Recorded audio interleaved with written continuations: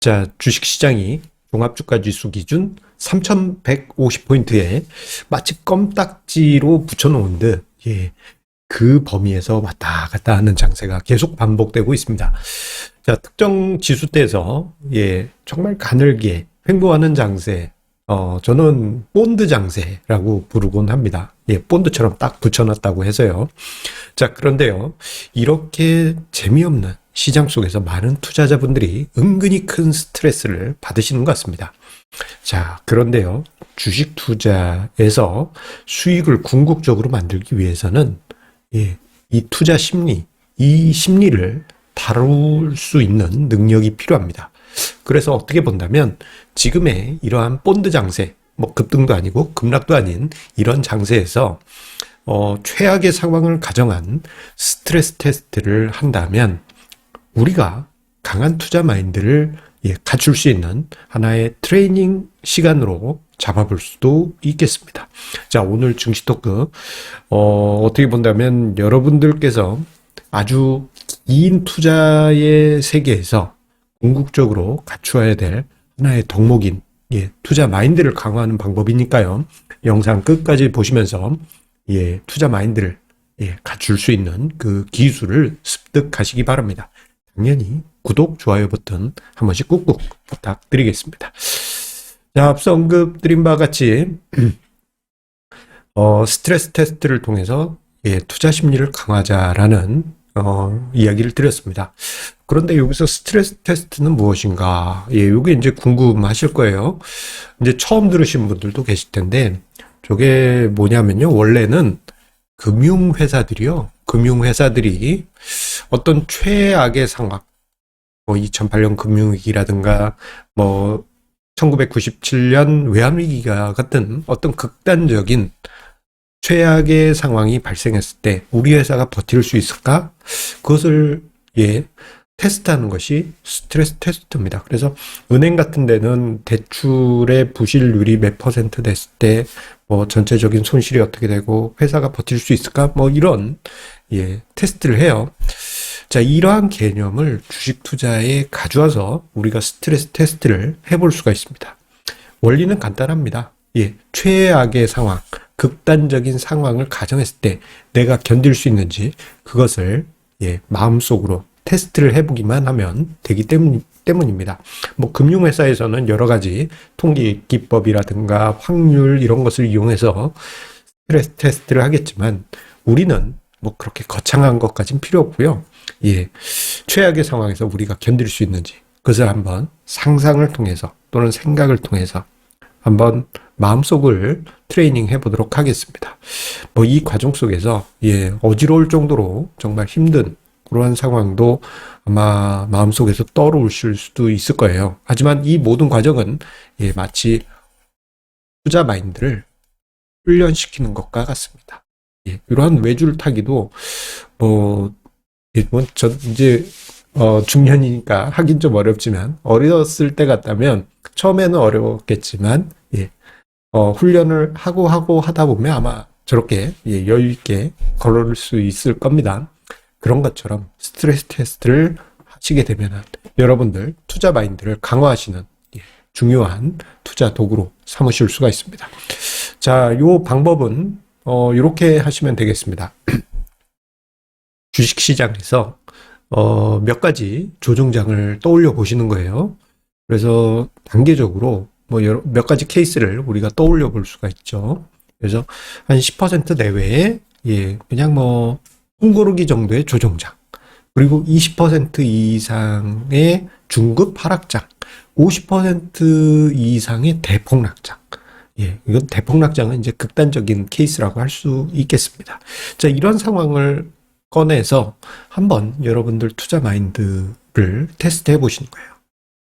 투자 마인드만 테스트하는 게 아니고 실제 내가 투자한 투자금이 잘 버틸 수 있는지 투자 심리와 투자 원금이라고 해야 될까요? 요게 이제 잘 지켜질지 그것을 테스트하시는 것입니다.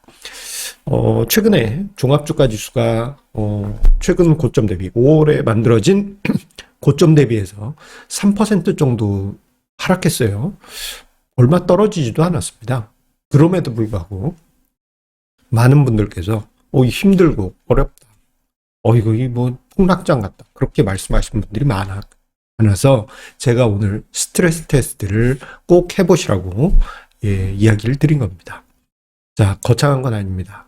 여러분들 올해 초에 있었던 조종장, 1월 중순부터 해서 3월 10일까지 있었던 조종장 기억나실 겁니다. 그때 당시 종합주가지수가 한 8% 빠졌어요.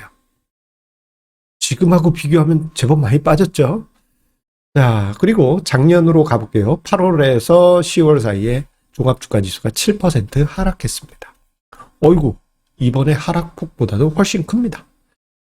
이렇게 이야기 드리면, 코스닥이나 소형업종은 지금 심각하다고요 라고 생각하시겠지만, 뭐 예전에 하락장이나 지금장이나, 기준치인 종합주가지수 대비한, 코스닥 지수나 소형업종 지수들의 낙폭은 대략 한 1.5배 정도 됩니다. 이건 거의 공통적이에요. 뭐 심한 경우에는 2배 정도까지 가는데, 거의 공통적인 현상입니다. 지금 코스닥 지수가 한 10% 좀 안 되는 수준의 낙폭을 보여줬어요. 그것을 감안하면은 2021년 1월에서 3월 사이에 이때 조정장이면 제법 큰 조정이 있었겠죠. 작년 8월부터 해서 10월 말이다. 그때는 더 그때도 더 만만치 않을 것입니다. 이런 것을 이제 머릿속으로 생각을 해보시는 거예요. 자, 그런데 내가 이렇게 테스트를 해봤는데 견딜 수 있었어. 그러면 다음 단계를 테스트해 보는 것입니다. 뭐? 중급 하락장. 중급 하락장이라고 한다면요. 여러 가지 케이스가 있겠습니다만, 제가 2011년 8월 초에서 9월 말까지 있었던, 이때 당시 이제 2011년 유럽 쇼크라고 합니다. 자, 이때 당시를 떠올려 볼 수가 있습니다. 이때 이제 종합주가 지수가 24% 빠졌거든요. 소형업종이나 코스닥 지수는 요거의 1.5배 정도 하락했다 생각하시면 됩니다. 자, 그런 상황에서 견딜 수 있는가? 한번 생각해 봐 주시고. 그 다음으로는 이제 작년 코로나 쇼크 때 1월부터 해서 3월 사이에 36% 하락했습니다. 자, 그것도 한번 상상을 해 봐 주시고요. 자, 그리고 최악의 시나리오는 2008년 금융위기 때 마이너스 50% 하락한 것을 우리가 생각을 해 보도록 하겠습니다. 자, 저 상황들을 쭉 떠올려 보시게 되면요. 우리가 무엇을 생각해 볼 수 있느냐? 일단, 한 자릿수의 조정이 있었던 올해 초, 작년 8월에서 10월 사이에 조정장 수준을 상상하고, 그때 당시 이 정도 떨어졌으니까 지금 내가 경험하고 있는 지수가 한 3% 빠졌을 때, 한 요 정도 빠졌는데, 저때 당시 지금보다 한 두세 배 더 빠졌으니까 이거보다 더 빠진다면 내가 어떻게 될까? 뭐 이런 거를 이제 상상해 보시는 거죠. 자, 그러면요. 일단 뭔가 부족한 게 느껴지실 것입니다. 좀 레버리지를 아주 심하게 사용하신 투자자분들 같은 경우에는 한 자릿수의 주가지수 조정에 마진콜 당하시는 상황도 발생할 수 있습니다.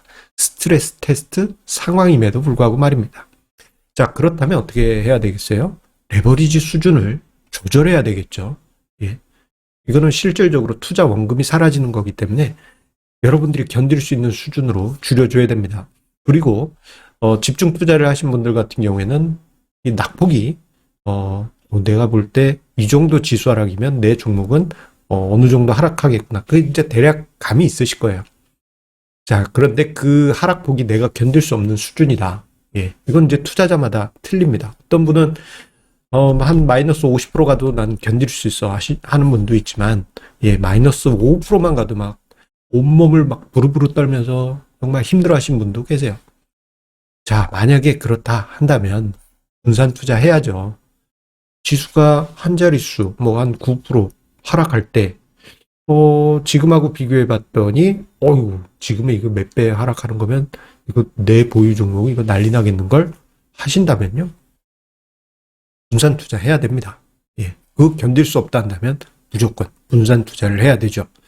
자, 그리고 이것보다 낙폭이 큰, 코로나 쇼크, 유럽 쇼크, 그리고 2008년 금융위기 수준의 두 자릿수의 지수 하락률이 있을 때, 요거는 뭐 상상만 해도 아찔아찔하죠.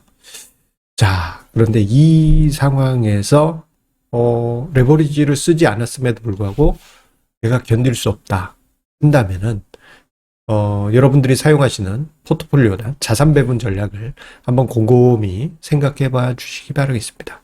아니, 뭐 주가 지수 한 20에서 50% 하락하는 거는 지금의 완화적 정책 상황에서는 어렵지 않겠습니까? 라고 생각하실 수 있지만요. 돌발적으로 한번 찾아왔다가 샥 하고 정상으로 돌아올 수도 있어요. 그냥 이렇게 멀쩡하게 있다가 훅 하고 제자리. 이러한 상황이 벌어질 수 있는데 훅 하고 제자리에 돌아온 게 마이너스 20에서 마이너스 50%의 지수 하락률이 발생할 수도 있습니다. 이거는 돌발 악재. 뭔가 정말 예상치 않았던 블랙스완 사태라고 할 표현도 하죠. 그런 일이 벌어졌을 때 만약에 자산 배분 전략이 충분히 안 되어 있고 어떤 레버리지도 과도하고 분산 투자도 충분히 안 되어 있는데 내가 이런 상황을 맞았다. 근데 견딜 수 없다. 지수 하락폭만큼 가도 내 포트폴리오의 손실률이 지수 하락폭만큼이어도 내 치명적이어서 견딜 수 없다 하시면은 자산 배분 전략 요거 다시 재검토 하셔야 됩니다. 자, 이러한 과정을 거치면서요. 우리가 생각할 수 있는 부분이 또 하나 있습니다. 무엇이냐면 투자 마인드가 한 단계 레벨업 된다는 거예요. 지금 같은 경우 대부분의 우리 개인 투자자분들이 스트레스 테스트 점거 하지도 않습니다. 무조건 못 먹어도 고 이것만 외치고 있지 않습니까? 그런데 고만 외치고 있는데 만약에 백도 나오면 어떻게 되는 거야?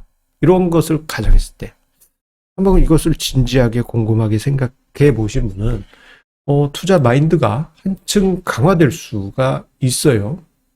그래서 저는 이러한 스트레스 테스트는 마치 운동과 같다. 이렇게 이야기를 드립니다.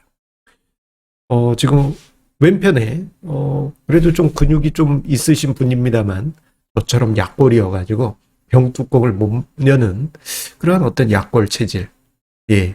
어떻게 보면 지금 대다수의 개인 투자자분들의 모습이 아닐까 싶은데 스트레스 테스트로 지금 열심히 투자 마인드를 단련시켜 놓으시면요.